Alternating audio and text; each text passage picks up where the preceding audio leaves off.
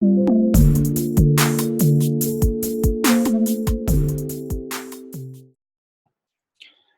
and welcome along to a brand new episode of the Arsenal Way. I'm Ashwin and he's Samrid. Just before I begin, there's a subscribe button at the bottom. Please hit that. There's a bell icon right next to it so you get notifications every time we put out a video.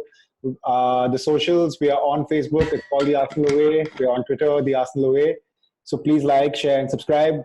So I want to ask you about your thoughts about the Leicester game. And we predicted a 5-0 and a 3-4-0 thrashing. 2-0 is not that bad, but still things are bad. No, I thought we had a decent first half, one of the better first half we've had over the last few weeks. A couple of chances that I think Lacazette's just been off the boil since he's come back from his injury. Just doesn't look fit, doesn't look match fit rather, doesn't look that he's there completely. So the chances that he had were misses, but still, it was an encouraging first half from the games that we've had. Not to say that we were still terrible at the back. Vardy missed a couple of great chances. We were still at 6s and 7s when it came to defending. So I'm not really. It was a better performance in the first half, but not great. The second half, outside of that one chance that Auba got flagged for offside, we didn't really create much. There was barely any pressure on the Leicester goal. And in fact, once after the how quickly both the goals went in, I thought that the floodgates sort of have opened and we'll end up conceding more. I think the only standout player in performance for me in that entire game was just Chambers once again. He was the only one who I think could come out with some semblance of doing a decent job. But you're playing 5 defenders, a wing back who doesn't bomb forward. You're playing Bellerin, who is again looking off the pace. Ozil, I thought, had a decent game. But I can't really think of anything clear cut that we created in those entire 90 minutes. So better, yes, not even close to where we need to be. Even if you just talk about the goals, Leicester's first goal was one-touch passing. Like, it was too easy. It was one-touch passing. Second goal, Maddison, there's no one marking Maddison to take that shot. So I don't know what is being done, and this is all in a matter of 6-7 months that Brendan Rodgers has coached the Leicester team to become so good. They're second in the table in a 6-month period, which shows that it's Rodgers has had to make do with what he's got, which is a complete opposite end of the spectrum to what Emery's been given for the last 18 months. And Rodgers isn't going around blaming the fans. Rodgers isn't going around blaming the squad. Rodgers isn't throwing players under the bus. Rodgers isn't saying that we need patience with young players. He just got on with it. And it shows that you don't really need world-class teams. You just need a system that works and players that can be coached. And you have Leicester sitting second today, Monday. The weekend's over after City lost yesterday. So yeah, good, yes. Well, not good is the wrong word. Fair performance, but not doesn't even come. It doesn't matter how we perform. We still lost 2-0. So I'm glad you actually brought up. That's where I am, I guess. Yeah. I'm glad you brought up Lacazette because I read a tweet. I read a very interesting tweet today. Lacazette actually came out. There was a quote I was reading around Twitter, which was flying around, that basically said that Lacazette was in support of Emery. I think he said something about, we need to back the manager and give him time and for him to implement his ideas. And somebody actually tweeted against that tweet saying that, it's not surprising that Lacazette wants to back Unai Emery because Unai Emery is the only manager who's actually playing almost finished Lacazette. because he doesn't get picked for France anymore. His form has been terrible of late. He doesn't look like he's interested. And okay, that can be down to a few things, whether he's not being played in the right position or whether he's probably still injured. But Lacazette has been abysmal since he's come back. And I don't think that he deserves to start. Maybe someone like a Martinelli can come in. I mean, maybe it might be a little too early for him, or maybe you start Pepe over there. But another concern for me, if you noticed from the Leicester game, was that we finally played. Okay, we put five at the back. We defended pretty well. We played a 5-2-1-2.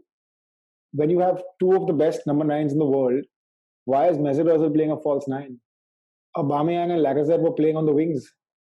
I don't understand the sort of, okay, maybe it was to probably because Leicester have such attacking fullbacks in Ricardo and Chilwell. Yeah, Chilwell. Yeah, I'm sorry. So they have such good attacking fullbacks. Maybe it was to stop them from bombing up and down. But that's not a job of your strikers to do. There were times in the game when Ozil made runs into great positions where you needed someone to spot him and no one was spotting him. And he made even in the first half, Lacazette had a couple of chances which I think he should have taken. And it all came down to that. Fine margins where we defended decently, but at the end of the day, you and me both knew we were going to lose the game, and we did. Whether it's a 2-0 or a 5-0. And I don't understand how our board has come out and backed Unai Emery, because it just makes no sense. Either whoever they're after is not available or doesn't want to take up a short-term job. But I can only see keeping Unai Emery now is going to just do us more harm than any good. It's not going to be any better. I mean,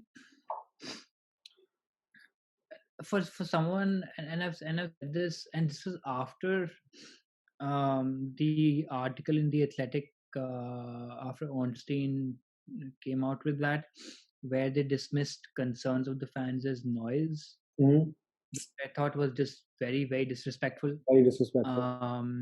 You were saying that no matter what the fans say, it will be dismissed, and this 2-week period is just going to be a problem for Unai, and you're dismissing it like legitimate fans' concerns for noise. I mean, are you not taking a look at the table? You have no matter how crappy stats DNA is and might have given us crappy players, rely on that bloody tool to tell you where you are in the table, or rely on that to see how compare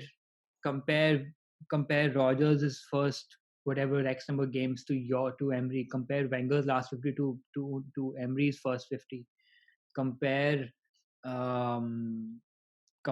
attacking wise how we have gone down. I was reading something very interesting today on the on Ars blog that said that we are on course for a lower points total this season. We need last season fourth place was 70 points. We are 53 points away from that. We need to average 2 point something points per game, which means we need to win 18 of our remaining games, which you and I both know is never going to happen. So I remember you making this point that you didn't think that the board will probably go ahead and do something. Today, I mean, I'm reading multiple things coming out. Maybe this could just be a smoke screen. Maybe this is just the board trying to allay fears, because they're not stupid. They were there at the stadium, and their expressions said something completely different. They're not going to come out and ever castigate a manager. And they shouldn't, because that's not the way how it should be done anyways. But just the excuses that Emery's been giving over the last few weeks, the board saying that he's still the right man for the job. I think we've seen this happen at different clubs, Ashwin. I think it will happen. I think James Ollie today tweeted saying that he's got 6 games to save his job. this next 6 game of fixtures is on paper winnable. I've read 6 games on paper. I've also read Christmas, but you and me both know the Christmas period. December is just is a minefield waiting to blow up.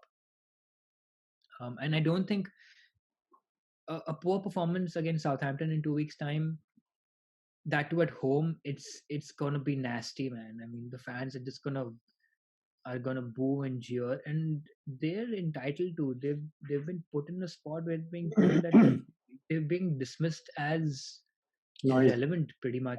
Yeah, I mean, it shows it shows that they're out of touch with what is happening. It shows that they're completely clueless, is if that's what they're naming calling it as. Even though they've come out with a statement today saying that they understand where they are and Unai is the man, and the regular spiel of together we're stronger or whatever. But are we really together? I mean, after saying this, I mean, are you serious? Because all the good, Ashwin, I mean, honestly speaking, all the goodwill that they've had over the summer, um, it will evaporate very quickly if this gets uglier, and it will. You and I both know it will. So yeah, I mean, even if we were to disregard Leicester as, look, we knew it was going to be a loss. There is no way in hell that anyone is going to give him any sort of leeway now. I mean, it's done. I think pretty much everyone I know of who's an Arsenal fan, both on Twitter and otherwise, is done with him. Um, and I see, unless of course he wins every game from now till January, which is not going to happen. There's no way I'll be beating Liverpool. There's no way I'll be beating the likes of City. The quality, I mean, if you, I'm sorry if I'm digressing a little bit, but I don't know if you watched the Liverpool City game yesterday, but the quality of football that was on show yesterday, it blew me away. The second goal that Liverpool scored, and I was talking about this on the group as well. The crossfield passes from the fullbacks. Um, it's stunning that is a well-oiled machine. That is what we used to play as. I think a friend of ours said on the group that they miss us playing that way, and it shows how far back we are. To give you a little context, we are 17 points off Liverpool. Okay, we are sixth on the table, one place behind Sheffield United, with a negative goal difference, having won 2 games from the last 11 played. Right? See, you can blame Unai Emery for all of this, but after a particular point, if the board don't do anything about it, then the blame's got to go on the board, right? No, you're right. You're right. We've come through one incompetent leader with Gazidis being there. You know, I was hoping the board didn't want to be didn't want to be as incompetent as him. Okay, did I say competent? I'm sorry, incompetent.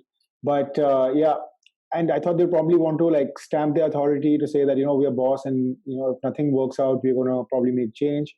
But it looks like it's still same old Arsenal. That they're happy to give him the time and see where we are and just make the situation worse.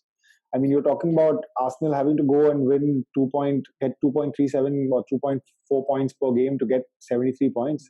Yeah, two points a game. I mean, that's never going to happen. It's not going to happen.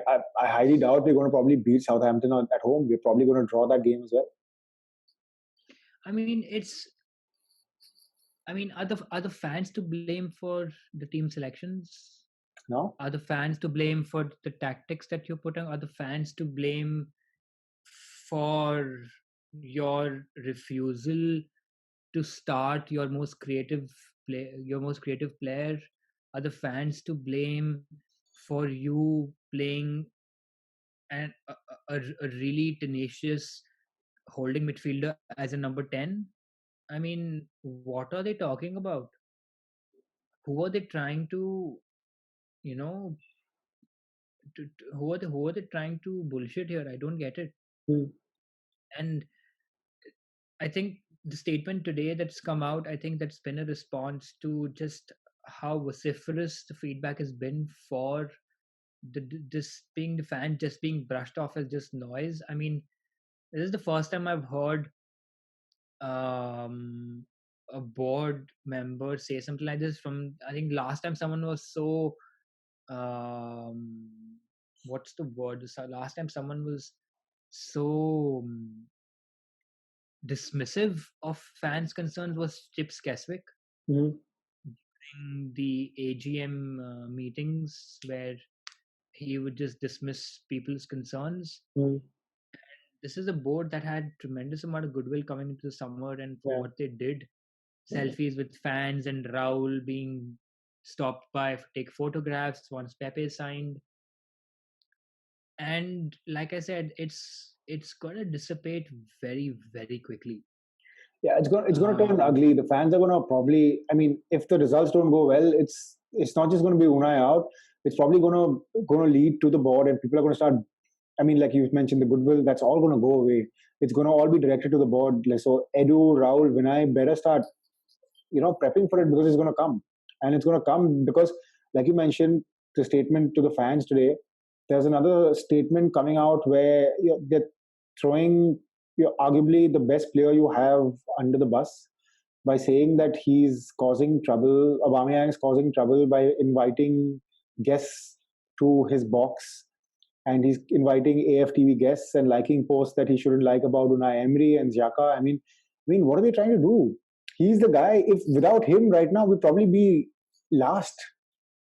no, I mean, irrespective of one, Aubameyang should not be indulging with that that that sort of fan, anyways. No, but what is the But harm?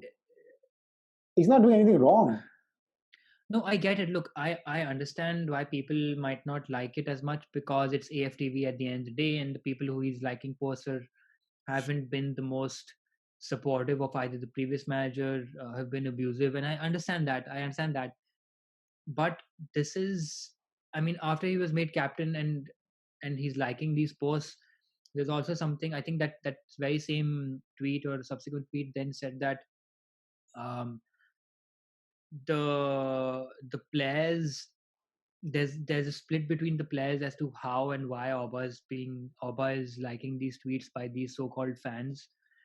Um, Also, after Aubameyang was made captain, there's some rumors in the dressing room that they're not very happy with that either. And it all comes back down to Emery just not manning up and picking a captain when he should have, and doing this democratic way of picking a captain and whatnot.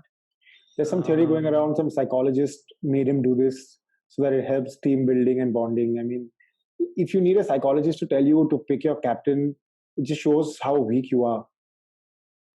I mean, I understand maybe he's trying to do something new, but the point then remains that if you as manager of Arsenal Football Club of okay, I mean, as wrong as it may sound right now, Arsenal are one of the biggest football clubs in the world. You are a manager of said club. You should you are appointed in such a position because there is a certain level of experience and understanding of, if nothing else, of people, let alone football, that you're bringing into this role. Even you and I, Ashwin, you and I will never play professional football, um, or professional sport for that matter. But in our own professional lives, it's very easy to identify who behaves as a leader and who doesn't. Mm. Um, Maybe I don't think it's very different in sport, but the point still remains that people just know who they need to look up to and who they don't. Yeah, but isn't it Um, isn't it the job of the manager to do that, to spot that person and tell everybody, be clear about it, that listen, this is my captain. I don't care if somebody else can be looked up as captain. You could probably choose him, but isn't it the job of the manager to be clear about decisions and tactics? It's But a what, point that Ashwin, I mean, what has he been clear about in these 18 months? which is exactly what Van There's Persie was nothing talking that about. He's like, there's not there's nothing that he's been clear about. What has he been clear about in the last 18 months? yeah, nothing. There Nothing. is there is his reluctance to pick up a thing as basic as a manager took him 2.5 months. Yeah. His reluctance to pick or to even identify a playing 11 has taken him 18 months. His indecision and his indecisiveness is just filters down into the team. You have look at every manager over the last 2-3 years. They represent their teams. Klopp's team is a personification of Klopp. Mhm. Wenger's best teams was a personification of Wenger. Mourinho's best teams were a personification of him. And here you have a manager who is indecisive, who's scared, who does not know what his best players are, who hasn't picked a goddamn playing 11 in the last 18 or consistent playing 11 in the last 18 months. And this is what it's led to. You've led to players who don't know what their roles are on the pitch. And What can the board not see as this is me sitting 5,000 miles away talking to a good friend of mine about football and who watch this over television. I mean, are you retarded to not see this? no, what baffles me about another thing is usually when a player comes in from a foreign land, I'm talking about Pepe here. Usually they take, you as a manager, you take some time, you blood him in slowly, you don't play him from the start, you probably give him a few games, a few run out, and then probably by November, December, by that time they are suited to play for the league. I think there is the same thing with Fabinho. Like when they bought him, they didn't play him for a good 6-7 months, and everybody was like, why? And then look at the player that he's turned out to be. Now, what baffles me with Unai Emery is that he started him from day one. As soon as he started picking up some form, he now dropped him and said that he's not ready. I don't understand that. What is the point of that? Why has Pepe not been playing the last 2-3 games? Yeah, the statement was weird. He said he's not ready enough to be starting games, but he needs to play more games to be ready. Yeah, I mean, what? I mean, it's just what is he trying to say? Look, I understand that language may be an issue and language is a barrier, but you cannot you cannot have someone who is sending mixed messages. It doesn't work. It's not working. It's clearly not working. It's broken. It needs to be fixed. And the longer this goes on for, um people are gonna I mean, it got bad with Arsen. I mean, it got really bad with Arsen. It'll probably get just as bad with him, and then they'll start pointing their fingers at the board. Raul at Barca spent £1 billion on players. he's not And going to get that while sort of he money may here. have, he's not going to get that sort of money here. He's not going to get that sort of time here either, because at the end of the day, Spain is still pretty much a two-team league. Mm-hmm. You might have the odd year when Atletico will win it, or you might have a challenger like a Villarreal who's like the plucky upstart who'll to land a few punches, but at the end of the day, it won't really matter as much in the long run. But look, the Edu, I will still give him some slack, because he's just come into it, and he'll by the time he starts implementing things, it'll take a little while. Um, I'm not happy with this messaging around. Are they trying to placate the fans after putting out such an incendiary statement, anyways? And you're right. This is just like the boards of the past, where they were indecisive. They don't want to make change until it's absolutely necessary. And by the time it's absolutely necessary, your only path into Champions League is why winning the Europa League. And you and I both know that that's just It's not going to that we don't see that happen. Yeah. Yeah, and I mean, if one great team from the Champions League comes down to us, we're screwed. It's not going to happen. Yeah, we're finished. And I'm glad you brought up the Liverpool Man City game. There was a time when the Sunday night late night game used to be an Arsenal Man U game, where you'd expect that sort of football, where the hype was there.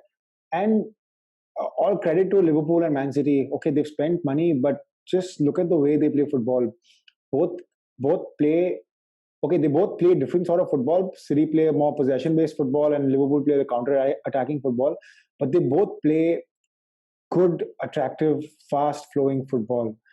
And the energy levels, like for me as a neutral watching that game yesterday, I was envious of the fact that we aren't that team anymore. Like I don't remember the last time we strung 3 or 4 passes together like the way City and Liverpool were doing yesterday. It was heartbreaking for me to, more than us losing against Leicester, it was hurtful yesterday watching the Liverpool City game, because that used to be us. And two great giants of English football are dying because the board is too incompetent to do anything about it.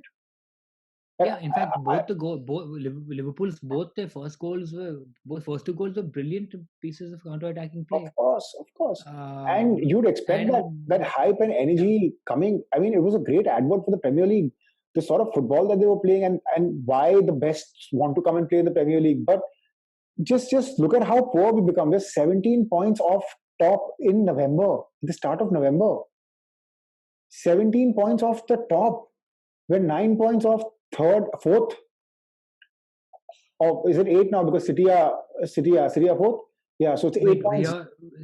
We are 17 and we're 6 points off relegation. Relegation spots. Yeah. And United, we were laughing at them. They were 14, 15. They're 1 point behind us. They're 1 behind. Wolves is 1 behind. Yeah. Bournemouth is 1 behind. We are now pretty much entrenched in mid-table mediocrity. And I don't understand why do you want to give him more time for what? Even if he does well in the next 4 games that on paper we should go and beat these teams. We've got Norwich, Southampton, and is it Burnley? One of those guys. We've got 4 teams coming up. I mean, we should be beating these teams anyways. Yeah, this is not a bad. I mean, how the bar is anyway so low. Even it doesn't really matter if you beat these teams or not. It's just not going to cut it. No, but even if you beat these guys, we have City, we have Everton, we have Chelsea, we have United coming up after that. We're not going to win those games. There's no chance that we're winning those games. So what then? Why would you want to sack a manager end of December, starting Jan, when there's like 4 months of football remaining? Which manager is going to want to come and take that over? What is the point of that? We're just going to be in deeper shit. By the time we end December, we could probably be 14th, 15th. I mean, some people are saying Christmas, he's got time till Christmas. Some people are saying he's got the next 6 games. The next 6 games would be... Next 6 games will take him to Christmas. The next 6 games will take him... So we've got Southampton on Saturday. We've got Norwich away, we're obviously not going to be winning that. Mm-hmm. We've got Brighton at home. We've got West Ham away.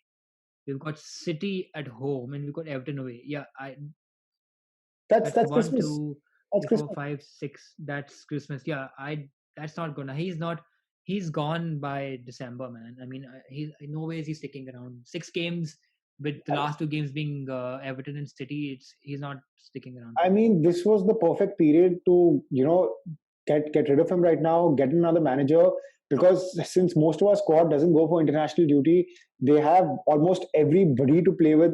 I know 2 weeks is not enough to change or implement a strategy or whatever, but 2 weeks is enough for you to at least win the game against Southampton and you build from there. Like there was the board statement talking about how they knew that Leicester is a better team and they were expecting Arsenal not to do well because Leicester wins. I mean, Emery was appointed in 2018 and Rodgers was appointed in 2019. In the space of 6-7 months, he's turned that around. How can you say that Leicester should be winning and you are expecting a loss over there?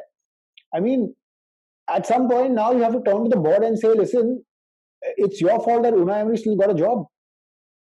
You have the power to sack him. If you're not sacking him for 6 million, you're willing to give up 40 million because you're not going to win the Europa League and get in the Champions League. That's not happening. I don't know. I think for me, don't want to take that risk of a payout as big as whatever that amount may be. Um, and I think But that's that's a Kroenke decision more than anything else. That having to shell out 15 million to a manager who we can keep on for another 6 months and just let the train keep chugging along. But um, sorry, yeah, I don't know. I have I to don't. cut you. I have to cut you here. There was a stat that I think Obinio put up that said Emery's stats are as bad as David Moyes when he came to United, right? And they left it too late, right? By mid, I think March or Feb, they sacked him. You can't give Unai Emery that time. United were I mean, the Premier League was not as evolved at that time where you had smaller teams coming and doing well. You knew your top four, United would still make 4, 5, 6, one of those, whatever. Here, if we give him till Feb, March, we're not going to be even in the top 8, top 9 because now the Premier League's evolved. Every team is stronger. Every team wants to win and every team can win. Nobody's scared of playing us anymore. People come to the Emirates and they know how to play us. Yeah, I mean, you have teams coming up from the championship who are well drilled, well coached, who have their own style of play, and who are coming in not only against us but against even the more established current front runners. I mean, they give them all a game. I mean, they might get overrun, but they don't shell out. They don't they stick to their values. What I'm trying to say, pretty much, they'll continue playing that same manner. It'll work for some, it won't work for the others. Um, and these are games we should be winning at least the next 4 games: Southampton, West Ham, Norwich, Brighton. Brighton. I mean, under Wenger, these were a given. Um, in fact, if I'm being honest, Ashwin, I don't. I probably see us beating West Ham because they're not in good shape right now. Maybe in 2 weeks, 3 weeks, and by the time they play us, it'll probably be amazing. They probably play Barcelona-esque football. But I don't see us beating Norwich away.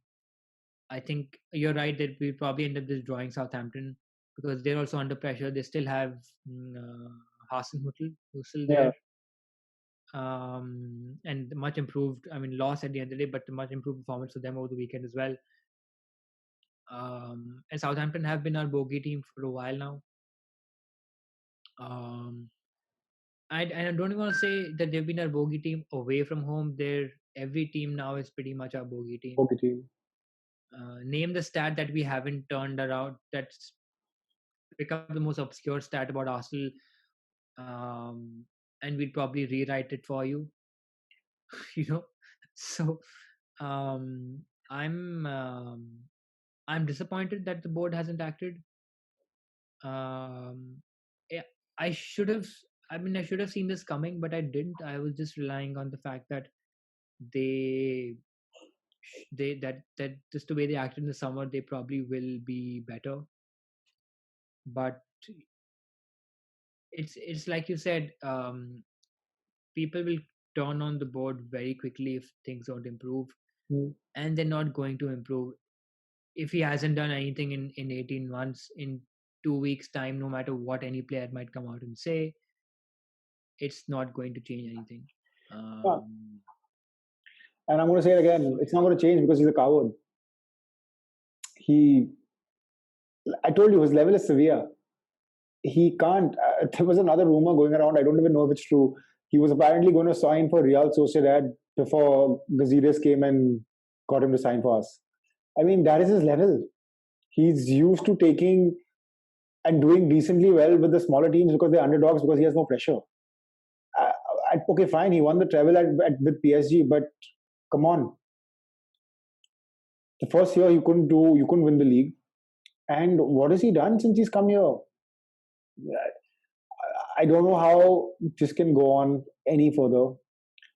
Uh, at some point, I feel bad that I keep blaming him because I don't think it's his fault anymore. I think it's just not his level anymore. And I think the board should put him out of his misery and our misery and just sack him. But I, I, I don't know what to say. Like, I loved Arsene Wenger. I was never a Wenger out. I always wanted him to stay. But towards the end, I knew it got stale. because he was stubborn and he didn't want to change. For a person who came and changed the face of English football, who got in all the innovations with the diet and the training, and he was the man single-handedly responsible for changing English football and making it more competitive and better, right? And for someone like him to not evolve with time and be stuck in his own ways, you could see that was like it was coming at some point. And he was the guy. He had like you talk about having uh, you know that enough in your kitty, because Wenger won us like Premier League titles. Even when we were shit, he won us FA Cups. I mean, he's won us a season unbeaten. We reached Champions League consistently with shit teams. I mean, what does Unai Emery, what do we owe Unai Emery? Nothing. He does not done anything for us. Like, why shouldn't we go hard into him? Like, like for what? I like it's just shocking. I know it seems like we are talking about the same thing over and over again, and it just looks like we're ranting every episode, but that's what we've come to. I feel like you get a fan from the stands and ask him to you get a fan from the stands and you ask him to manage the game, and he'd probably do a better job. Yeah, I don't deny it. I mean, I think you're right. I mean, we keep coming in over the last few episodes. We've been talking about Emery bashing and all of that, and I understand that.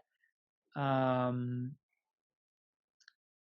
mean, all I can say is now, I just hope it's sooner rather than later. Whenever that is, all I can say is just pull it, just make it quick. Don't prolong it. It's like just pull the plug, man. He's done. He's done. I know he's done. Most of the fan base knows he's done. I think it's just it's a matter of time now. Quite honestly, I mean, I can quite honestly, I couldn't be bothered anymore. So about what he does, I just hope he managed to win these games, and just show some level of respectability, because we're not getting out of December easily. That's not happening. You know it, I know it. December is going to be, and I've always maintained it, December is, I thought initially that December was going to be a defining period. It's come much earlier. December will be our defining period now, in terms of whether we finish in top 6, or even mid-table for that matter, or bottom half of the table for all you know. You always said that we could be below 10th come the start of the new year. It's very possible. I just don't know anymore. I'm just hoping we just sail through this as smoothly as possible. You and I both know it's not going to happen. But yeah, that's why I am at this point. I mean, all I can say is yeah. All I can say is if something doesn't happen quick, we're just going to be sinking. We're going to. I mean, the board don't want to turn out to be like the next Manchester United by changing managers, but I probably think we're going to be worse than that. It's just I can't even imagine us finishing like below 5th or 6th, man. Like I can't. Going down to that level is just going to be so hard and so depressing. I mean, Chelsea finished 8th or 9th that season when Mourinho completely tanked it. Yeah, but the thing with Chelsea is they have a sugar daddy who can pump in the money and buy them a new squad, and they can be ready for it. And which is exactly what happened. They pumped in the money. Antonio Conte came in. They won them the league. Not this season, though. I mean, but this season, look at what Lampard did. Look at what Lampard is doing. No experience, no transfer window. Look at the way he's playing football with young people who have no experience. Tammy Abrahams has 10 goals in 12 games. He's beat Marcus Rashford's record in like less than 28 games. Rashford's season best is 10 goals. Tammy Abrahams has got 10 goals in 12 games. Look at the sort of football they're playing. Like today, if you told me at the start of the season, after Chelsea got beat 4-0 by United, that they would be 4th, 9 points clear of Arsenal, 10 points clear of United, I would have said you're crazy. Yeah, that is what it is. I'm sure the board. I can't. Let me rephrase. I don't think. I don't want to say I'm sure the board. I hope the board is cognizant of this. And yeah, I think that's where I am with this. I it's like beating a dead horse, Ashwin. It's something that we just have to wait and watch. Hopefully, maybe this is just all a smoke screen for something, and I'm sure by the time Southampton comes around, Pep Guardiola will be our new coach. Fingers crossed. So, yeah, no. Jokes aside, I guess we just ride with it and see. You and I are always going to watch, irrespective of what comes. We just hope that it gets better. Um, it's not going to,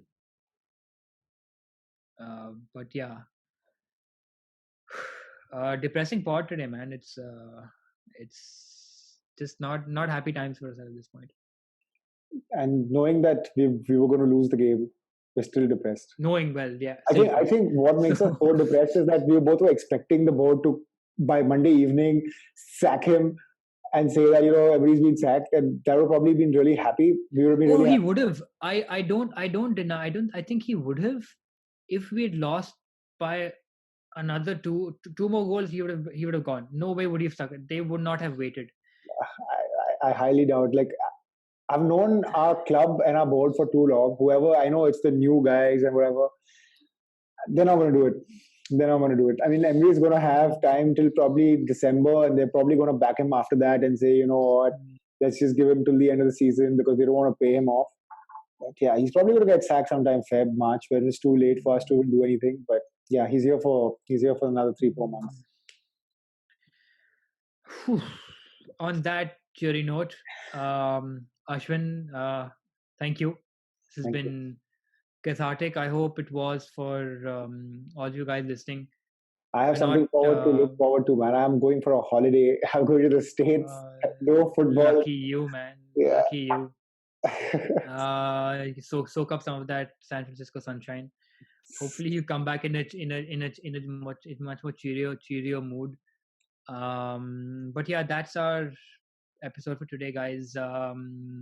Just the usual stuff. Once again, we're on all social media channels. We're at the Arsenal Way on Twitter. Click the bell icon to subscribe to our channel. We have a new Facebook page, so go like that as well. Follow both of us. I'm at Samrid Z. Ashwin is at Ashwin_Vidge. And yeah, tune in, guys, for hopefully a more cheerier episode the next time. We should have something interesting coming your way soon. Thanks, Amrit. Thanks, guys. Yeah, thanks, guys. Bye bye.